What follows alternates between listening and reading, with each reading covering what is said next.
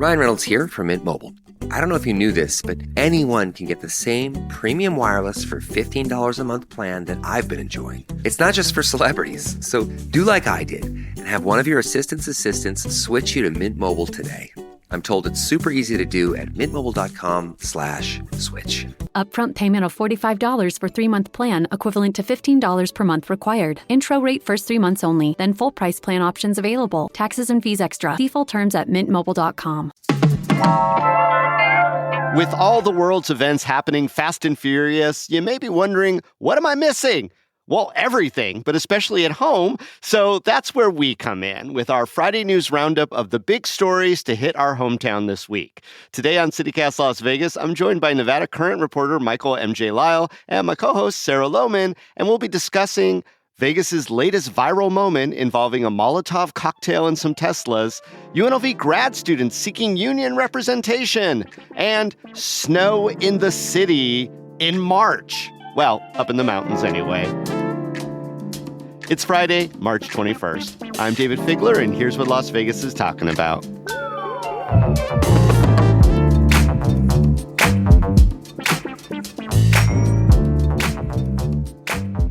Howdy, Sarah and MJ. How's it going? David. Good morning. Good morning. I want to shout out a really quick condolence to the friends and family of longtime RJ columnist Norm Clark. What a great guy. The true definition of a gentleman journalist, always kind to me personally. So my heart goes out to his family. He passed away after a long battle with illness at age 82. So condolences to his wife, Kara, his brother, Jeff, and the rest of his friends and family and everyone who knew him. All right. We usually like to start these Friday episodes with a hot headline of the week, but because the legislature is in effect, we're going to call it a hot ledge line. Hot ledge line. Hot I ledge. always love that. So a lot of chatter this legislative session, including some hand-wringing about the vital Medicaid insurance that covers about 25% of Nevada's population. It is likely to take a significant hit with some of the Trump administration policies, yet there was recently some testimony by a doctor suggesting that this controversial drug be included as an expansion of Medicaid coverage. Do you know what it is? Oh, I do. I do. All right, go ahead. Say it in unison. It was in our lovely newsletter yesterday. Should I sing it? I don't know the jingle. There's a jingle? There's a Ozempic. Is Yeah. that? I'm going to just make that up. It's Ozempic. That It's sounds like a Ozempic, yeah. plumbing commercial. There is a jingle. O'Reilly. Isn't that something? I know. No, I did no, the no. O'Reilly jingle. There is a jingle for Ozempic. No. It's like that. What it was it a Motown song? Oh, it's magic. Oh, yes. that's it. Yes. That's Okay. it. Yes, Senate Bill 224 was being proposed to expand coverage for intensive behavioral and lifestyle treatment, basically to get ahead of obesity before it gets on top of us. But wait, can I also just say, yes, Ozempic should be covered by Medicaid. It's a diabetes drug. Yes, Sarah, you are correct. It is covered for diabetes. I think the issue here is while it is covered for diabetes, it has not been covered just generally for obesity or for preventative measures. So that would be why it's a little more controversial right now. I mean, I also love my tummy, so I'm good. Okay. Oh, it's magic. Ozempic. Yeah, fair. All right, let's get to that first hot story. Oh, pun intended. Teslas are on fire. The video has gone wide in national, maybe international. Sarah, what's going on? Yeah, of course, not the first or last probably act of Tesla vandalism that we're going to see across the country. But on Tuesday, several Teslas were set fire with Molotov cocktails at a Tesla service center in Las Vegas. So there's some pretty impressive video of that. So surveillance video that captured the attack. I should say this is by reporting from the Las Vegas Review-Journal. Mm-hmm. Video captured the attack. It showed someone dressed in black, damaging at least 5 Teslas. At about 2:45 a.m. on Tuesday, they also spray-painted the word resist on the front doors of the business. And at least 3 gunshots were fired into the cars, which was probably to ignite the Molotovs, or I don't know, just get out some frustration. The LVPD said that this had some of the hallmarks of terrorism. Attorney General Pam Bondi released a statement regarding a spate of recent attacks on Tesla property. So not just this one, but it came out on Tuesday. And they said the swarm of violent attacks on Tesla property is nothing short of domestic terrorism. The FBI... That's the U.S. Attorney General. That's the U.S. Bondi. Attorney General. And the FBI said this was being investigated as a possible act of domestic terrorism. Musk, who is the Tesla CEO and current head of Doge, said that this level of violence is insane and deeply wrong. Tesla just makes electric cars and has done nothing to deserve these evil attacks. Our own state senator, Catherine Cortez Masto, said, "Let me be clear, these actions are unacceptable and I condemn them fully," which is a statement she released on X. Since the incident, Las Vegas locally has posted 2 photos that were taken on Wednesday by 2 different Instagram users of local LVPD police stationed at a Tesla dealership and at the Westgate Las Vegas Loop entrance. The assumption is that this is an increased... the Tesla tunnels. The Tesla tunnels, exactly. The Loop. So the assumption is that this is an increased police presence to protect Tesla properties, but it's unverified. We can call this anecdotal. Well, I would say that the coverage of this is getting pilloried by all sides. But, the RJ did put a banner headline on their print edition saying that this has the hallmarks of terrorism. This all echoes Elon Musk and the others that you mentioned. Throwing that T word around so soon in this, I guess the question is this terrorism? Well, I'm excited to hear MJ weigh in on this, but I got on the FBI's website where they provide different definitions of terrorism in different categories. And according to the FBI, terrorism is violent criminal acts committed by individuals and or groups to further ideological goals stemming from domestic influences, such as those of a political, religious, social, racial, or environmental nature. So is this a criminal act? Yes, destruction of property is a criminal act. Is it ideological? Seems to be politically motivated. Is it violent? Maybe that's a question, since it was against property, not people. But there you go. I mean, it doesn't really matter what we think. We know that the government is going to come down hard on this as terrorism just because Elon Musk is really pivotal to the government right now. He's an unelected official that is overseeing billions of dollars of cuts internationally and nationally. And I think lost in this conversation, obviously a lot of vandalism, but this is kind of in the midst of a lot of peaceful protests that's been happening across the country on Tesla takedowns of people actually trying to hit Elon Musk in the pocketbook and try to carve out some of his billions of dollars. Once again, Elon Musk is the world's richest man. He has about $400 billion of wealth. The Washington Post reported that $38 billion of that is government contracts, but right now, Elon Musk is dismantling parts of the government. The world's richest man is inevitably actually taking money from and stripping money from the poorest people. And so that has sparked a lot of reactions. Yeah. And a lot of peaceful protests around the country. And we just so happen to see one of the few instances of a lot of peaceful protests that so happen to turn flammable or explosive. And we have to make it very clear, it does appear that no one was physically injured in this particular act. So we're not talking about physical violence against any human being. But do acts like this that we're talking about in Vegas, do they detract from or dilute the overwhelmingly peaceful movement protesting, understandably, an unelected person like Elon Musk's role in the government? I don't know if I could speak widely about this, but I could speak in my role as the media. And I think as the media, we have a bigger responsibility to provide context and provide a holistic picture of what actually is happening within our country instead of hyper-focusing on events like this and some of the more explosive events, if you will.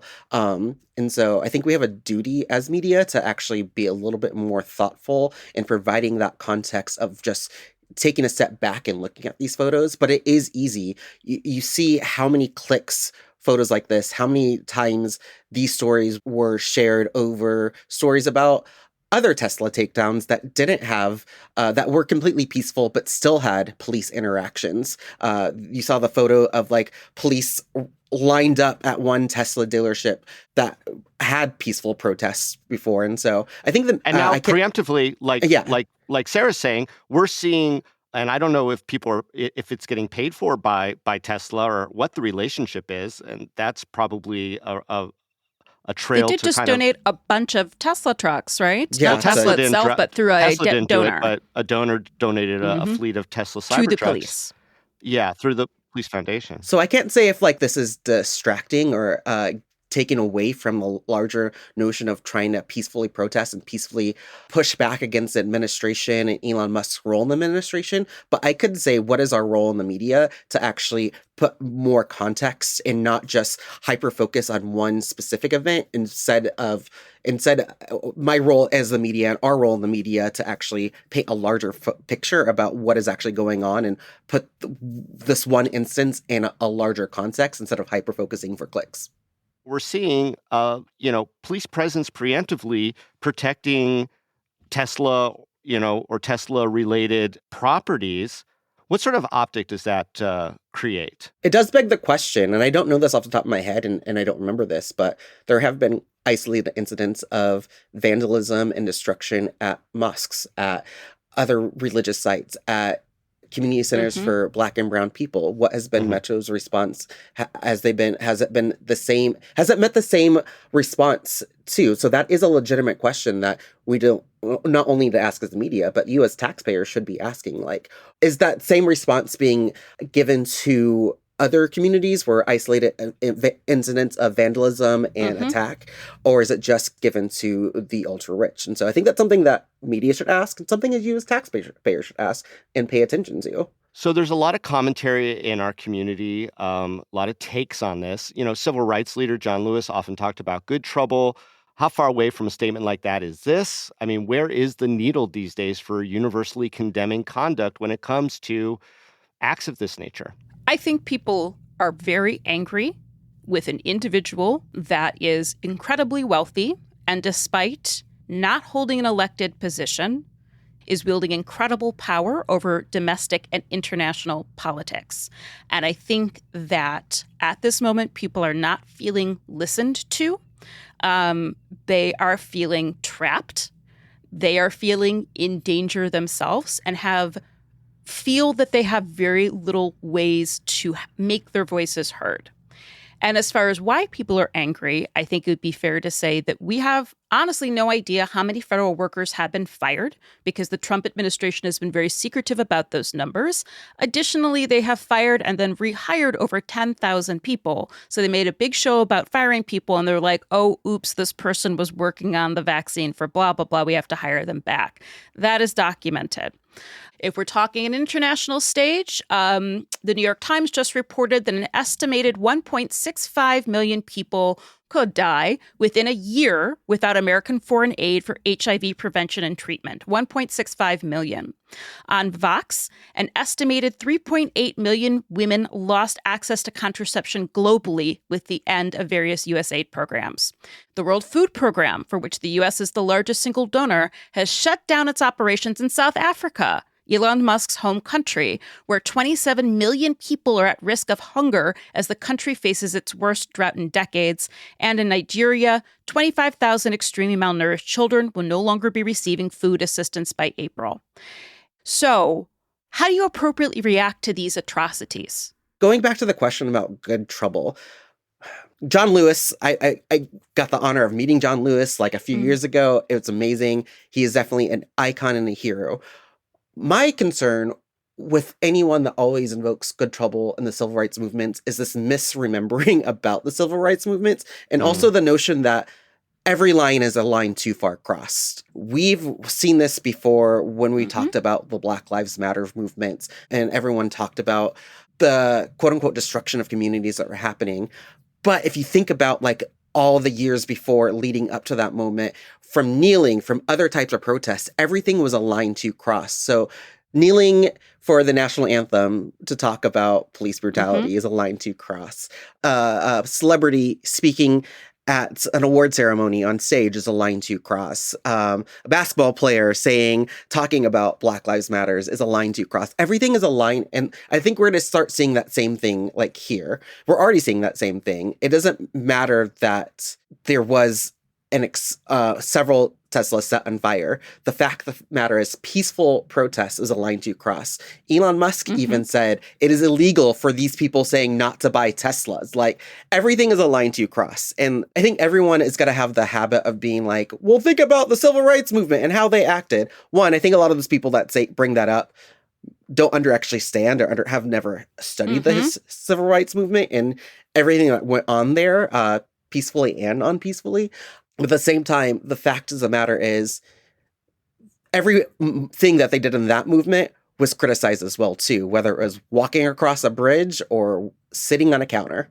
Well, I'm sure this isn't the last we'll hear of Teslas in the news, especially if police apprehend the individual responsible for this incident here in Las Vegas. So obviously, we'll keep following the story.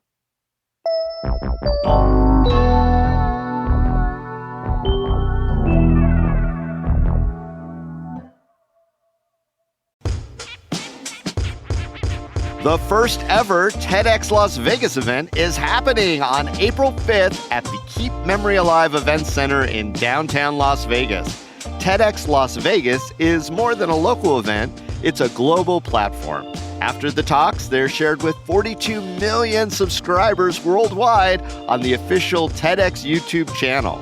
Speakers this time will include an Olympic gold medalist, a former member of the Raiders, a filmmaker, a restaurateur, a climate scientist, educators, performers, and more.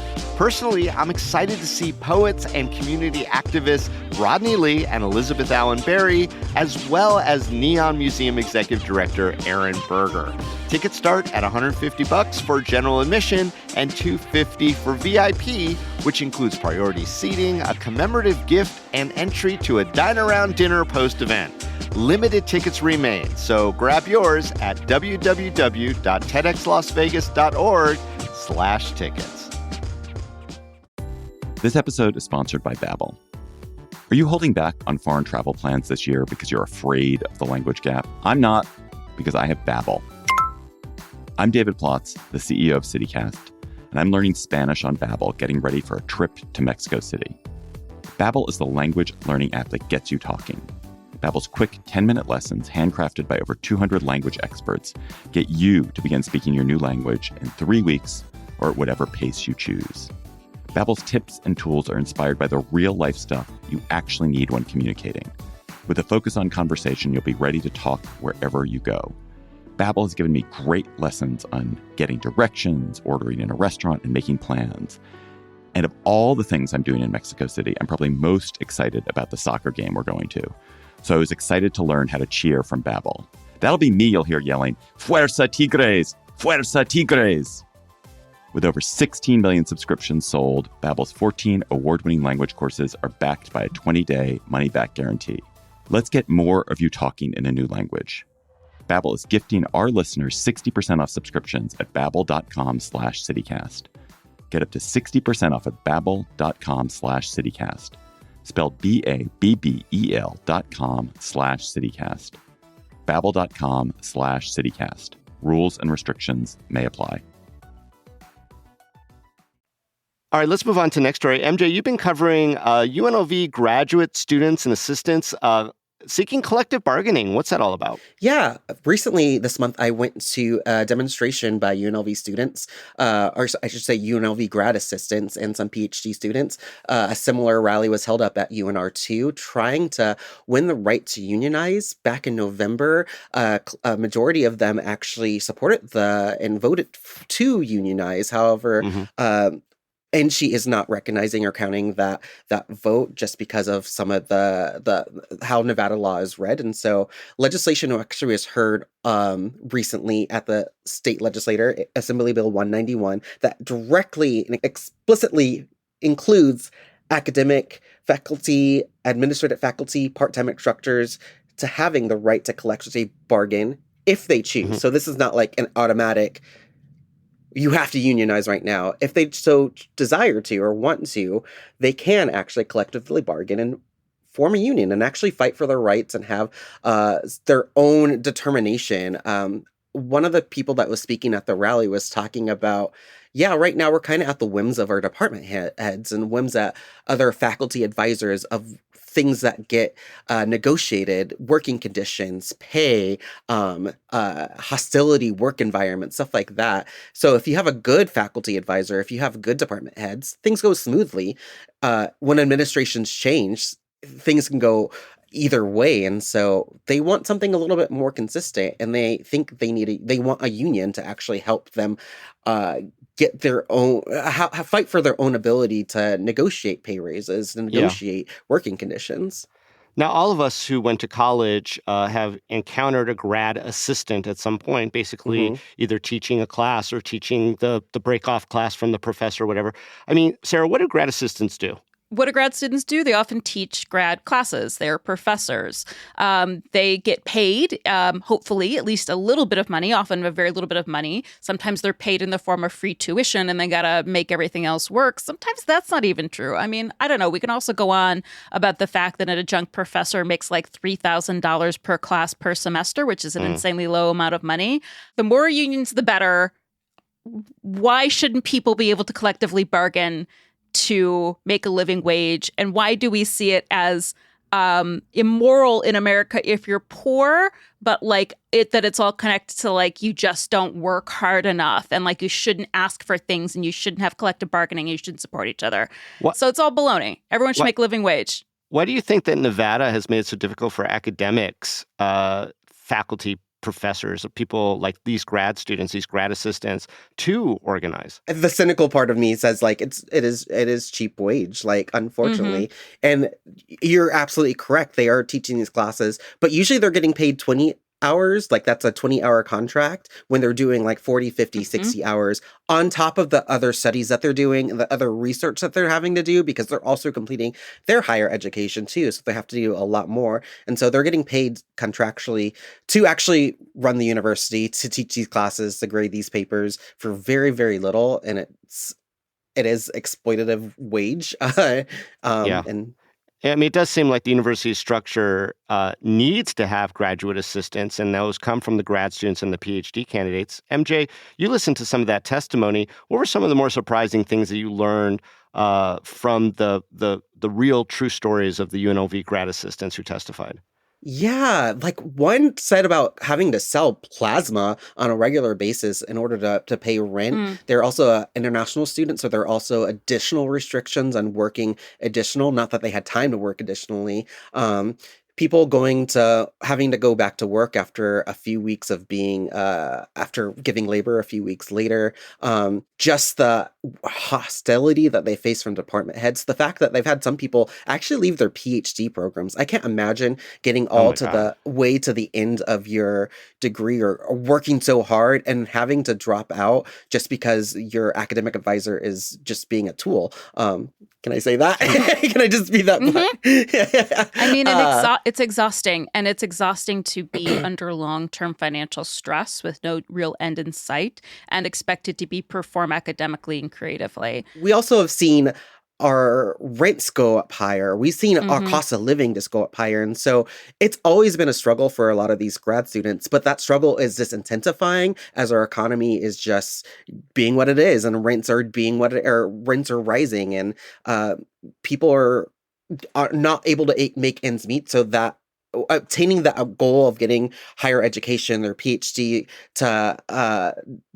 they're having even harder of a time getting there just because of where our cost of living is right now. Yeah. Now, in that testimony, some legislators actually pushed back real hard on this movement, saying grad students already get free tuition and they need to learn to be tougher, pull them up by their bootstraps, whatever that is. I'm specifically talking about Danielle Gallant. She really went off on a tirade. Well, I can actually add something briefly here. Yeah.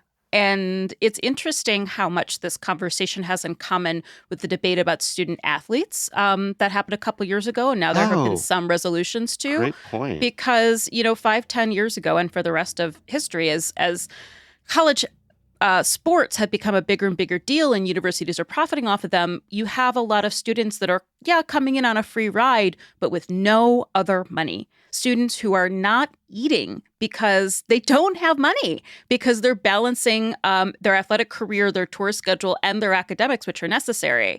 So as producer Sonia Jo Swanson just pointed out, UNLV has a food pantry for students. That's true. Across academic institutions. I went back to my alma mater down in Tucson, and I saw one, and I'm like, yeah, that makes sense.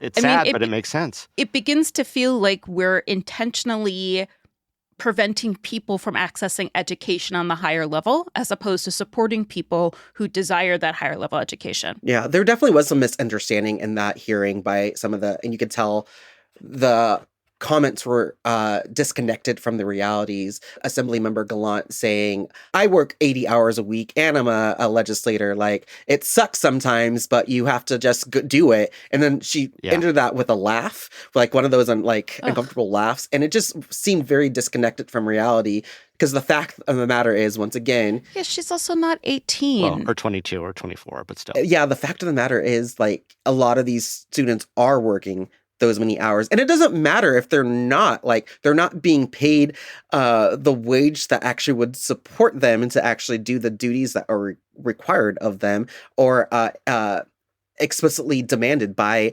faculty advisors, by departments. And so, there's a lot of that volatility, uncertainty, those worker protections, those sort of things, which should be natural.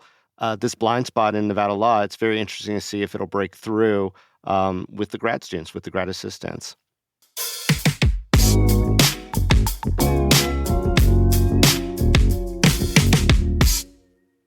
I can say to my new Samsung Galaxy S25 Ultra, hey, find a keto-friendly restaurant nearby and text it to Beth and Steve. And it does, without me lifting a finger. So I can get in more squats anywhere I can. 1, 2, 3. Will that be cash or credit? Credit. 4. Galaxy S25 Ultra, the AI companion that does the heavy lifting so you can do you. Get yours at Samsung.com. Compatible with select apps. Requires Google Gemini account. Results may vary based on input. Check responses for accuracy. This episode is brought to you by Prime Video. In the small town of Holland, Michigan, nothing is ever what it seems. Behind the tulip festivals and pretty houses lay dark secrets that threaten to tear a marriage apart. Nicole Kidman stars in this darkly twisted thriller about a wife and mother whose quest to uncover her husband's secrets may get her more than she bargained for. Holland, streaming on Prime Video, March 27th. All right, let's move on to the last topic, snow. What we always talk about in Las Vegas. It's starting to get boring, isn't it? Snow, snow, snow. But seriously, the National Weather Service has said that from tonight into tomorrow, elevations above 6,000 feet are going to get 6 inches of snow. More snow? More snow. How and fun. Elevations above 8,000 feet could receive between 6 and 10 inches of snow. Charleston Peak is expected to get a foot of snow. Oh, I love it. Yeah, no, it's great. And there's already 18 inches of snow up there or something for last Lee Canyon weekend. has been really loving it. I heard there's some really sick powder up there. I mean, I heard that from a kayaker, so I gotta, just like that. I'm not even making that up. So good on them. Yeah, well, Lee Canyon is really enjoying it. I think they got about 15 inches of snow this week in just one 24-hour period. Of course, motorists are going to be upset that the road conditions are not going to allow them to just, hop in the Jeep and pop up to the mountain. There's going to be some waiting. Hopefully, everyone will be patient, et cetera, as they prepare for the possible delays. Can I share a hot tip about that? A hot tip about going up there? Besides, a hot tip about snow. Turn on your freaking headlights. Yes, always a good thing. Keep them on. Keep those daylights on all the time. But, often down here in the valley, we can see when it's snowing up there, which is so cool. It's also just awesome to see the mountains looking correct now. It is beautiful. Like, you don't have to go all the way up the mountain. Yes, if you want to go like skiing or snowboarding, but like there is a certain cutoff point where after that point you need chains, and before that point you do not. So what I usually do when I want to just commune with the snow for a minute is I go to the further away entrance, the one you might take to McWilliams Campground, go essentially halfway up the mountain to like the Juniper Pinyon area and just have like a crunchy hike on a beautiful snowy day. It's magic. And you don't have to drive those mountain roads in the snow. Oh, it's magic. Ozempic. Full circle. Thank you. and always tell people where you're going, and if you can, go with someone else, and et cetera, et cetera, et cetera. It's still nature, y'all, as beautiful as it is. So let me ask this, because we always enjoy on our Friday news roundups to have kind of a fun last question. How do you think Las Vegas would be different if it did, in fact, snow regularly down here in the valley? Oh boy, let me tell you. So I own far too many coats for someone who lives in Las Vegas. Oh, your closet is opening. I don't own enough coats anymore. Oh, I own so many cute coats that I can never wear. That one week when you turn really cold, it's like a fashion show, baby. And like, let me tell you, if it snowed, like, sure, I would be slipping and sliding on these streets, but like, I would be looking so cute in my jackets.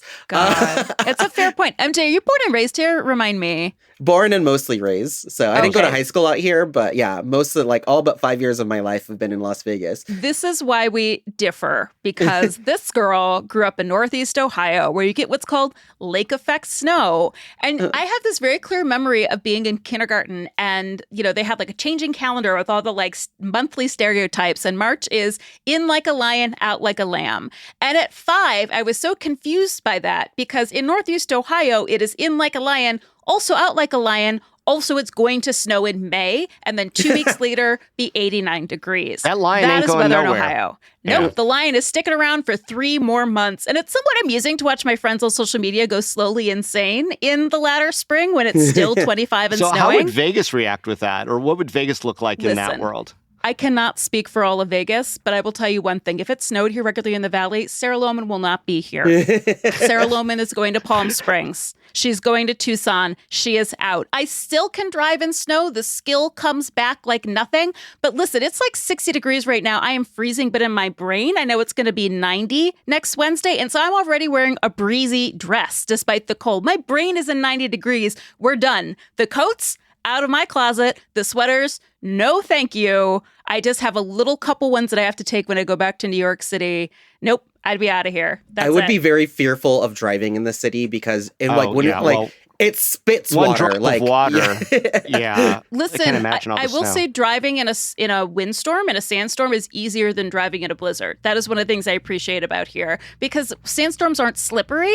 So it's just the like whiteout condition. So like, I don't recommend, my friends. Let's keep it on the mountain. We can go, we can say hi. You come back down to the valley, 65 degrees. Who's not happy with that? I think if snow hit the valley all the time, if we were a snowy community, the Vegas Golden Knights would win the Stanley Cup every single year. Because imagine they've already won and we live in the Mojave Desert. So no, it's such a snow culture. We'd raise all these hometown kids who would become Vegas Golden Knights. But we're already doing that. We're doing it. Snow outside. People are crazy about hockey. They would do it out everywhere. It wouldn't just have to go into the little centers and Henderson and whatnot. And to that end, like the ice skating rinks at the Cosmopolitan, et cetera, those would become a distant memory because everyone would be ice skating everywhere. And I would finally get that novel finished because I am not going out into the friggin' snow. I have seen snow a couple of times in my Las Vegas life when the schools all shut down, the sewers all froze, and nobody knew what to do. And that's when my survivalist... it did get cold enough here for that to happen? It did happen. Well, I mean, I remember when I was in second grade, there was a big snowstorm, quote unquote. Yeah. It was such a big snowstorm that the snowmen that we all built in the morning were gone by the afternoon. Sure.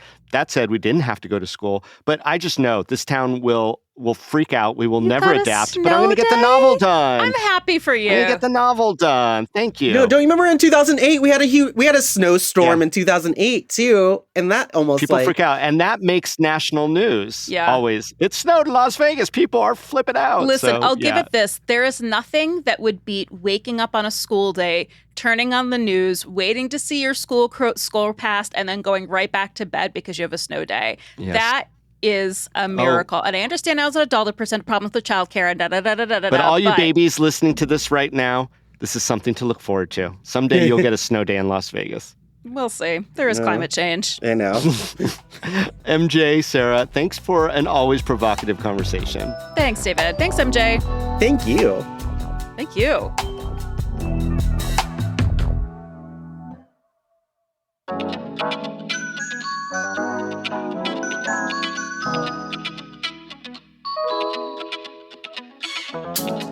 That's all for today here on CityCast Las Vegas. Our executive producer is Sonia Cho Swanson. Our producer is Layla Mohammed. Our roving producer this week was Francisco Kilgore. Our newsletter editor is Rob Caceres. And our hosts are Sarah Lohman and me, Dayvid Figler. Music is by OG Moose, Epidemic Sound, and All the Kimonos. We record this show on the traditional homelands of the Nuwuvi, the Southern Paiute people. If you enjoyed the show, go tell a friend. You could also rate the show, leave us a review, and subscribe to our morning newsletter, Hey Las Vegas. We'll be back Monday morning with more news from around the city. Till then, stay lucky.